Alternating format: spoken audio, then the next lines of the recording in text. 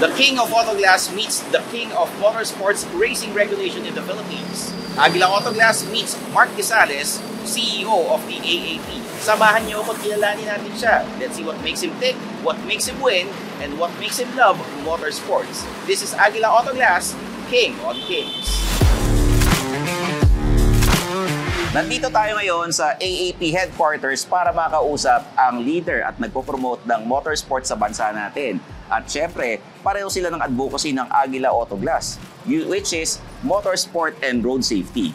Mga ka-Aguila, eto na po, Mr. Mark Gisales. Magandang umaga po sa inyong lahat. Magandang umaga, Stanley. Sir, para naman makilala kayo ng mga ka-Aguila natin, tell us about yourself. Well, I am Mark Gisales. I am the Chief Executive Officer of AAP. AAP is the one who promotes road safety, and we are the sanctioning body of all four-wheeled motorsport in the country. Paano ba kayo nahilig sa mga sasakyan? Paano ba nagsimula ito? Well, bata pa lang ako, Stanley, no? Di ko na maalala kung kailan. Talaga mahilig na ako sa kotse. Na-entice ako ng father ko, of course, tatay natin, nagsimula lahat ito. Ever since talaga I'm a car lover. Then eventually, when I got on board with AAP 17 years ago, doon ko na lalo yung passion ko sa kotse. Ano naman yung mga challenges sa posisyon ninyo dahil kayo CEO ng AAP?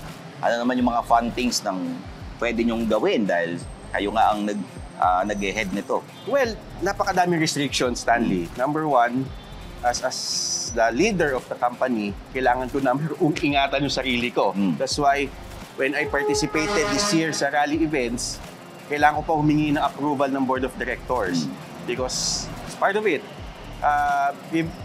Before, I used to handle the motorsport division of AAP for, if I'm not mistaken, 13 years.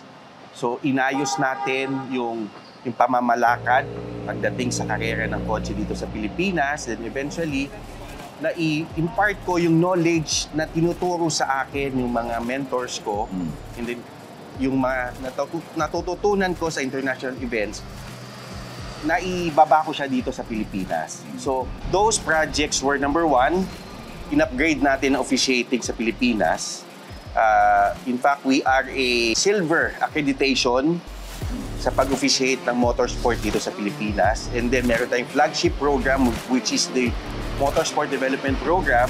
Ito yung tinuturuan natin yung mga bata ng tamang pagmamaneho at eventually, ginaguide natin sila para sumali sa motorsports.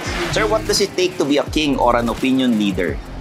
Well, alam mo, Stanley, being the CEO of AAP, baliktad misconception ng tao, CEO, ito yung pinagsisilbihan. It's the other way around. Ako yung nagsisilbi sa kanilang lahat. Yun yung pinaka-importante kasi para sa akin, unang tao, pangalawa ang kumpanya. Dahil kung walang tao, walang mag-aalaga ng kumpanya at vice versa. So, para sa akin, being the leader of AAP, I lead people, yes, pero nililid ko sila para tulungan ako palakihin ang AAP.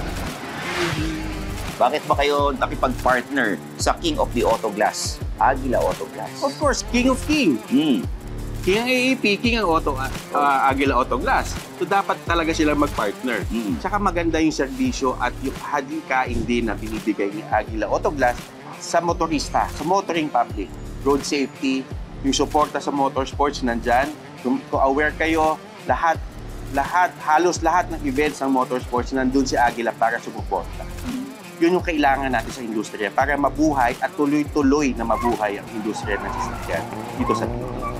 So, ito naman, anong papayo ninyo sa mga car enthusiasts, yung mga bagong nagkakarera pa lang, or yung mga car guys, car lovers na pag nagsisimula pa lang sa mga sasakyan o sa mga pagkakarera, o mga life advice kung paano maging isang paano magtagumpay sa buhay? Yan. Siguro nandyan yung passion natin mag-ayos ng sasakyan, pero limitahan lang natin yung sarili natin. Kasi yung iba, di ba may pera, papalakasin yung makina, pero ang problema, kaya niya bang patakbuhin yung sasakyan niya na may ganong kalakas na makina? At siyempre, ingat pa din. Hindi testingan o racetrack ang mga kalye natin. Ang mga pang-publikong kalye. Gawin natin ito sa tamang lugar, sa tamang venue, which are the racetracks. Ang dami natin racetracks dito sa Pilipinas, ang dami nating motorsport events na nangyayari every weekend. Doon natin gawin. Doon natin patunayan yung lakas ng loob natin at lalo na yung galing natin sa pagmamaneho. Huwag sa kalye. Kasi kung pwedeng ikaw ang madisgrasya o worse, ikaw ang makadisgrasya. Maraming salamat, Sir Mark, ha? Salamat po. Salamat. Ito bang sasakyan na to, pinande-date ninyo? Hindi po. Bawal po yan. Bawal, Sige, dalawang ano lang, dalawang puan dalawang kasi. puan lang. Yun. So maraming salamat, Sir Mark. Thank you, Stanley. Thank you. Thank you. Ayan. Join us again next time. Aguila Autoglass, ang tunay na hari noon at ngayon. This is Aguila Autoglass, King on Kings, where you meet leaders and winners in their respective fields. Kita-kits tayo sa next video, Aguila Autoglass, ang tunay na hari ng tibay, ng proteksyon, ng serbisyo, ng kalidad, noon at ngayon.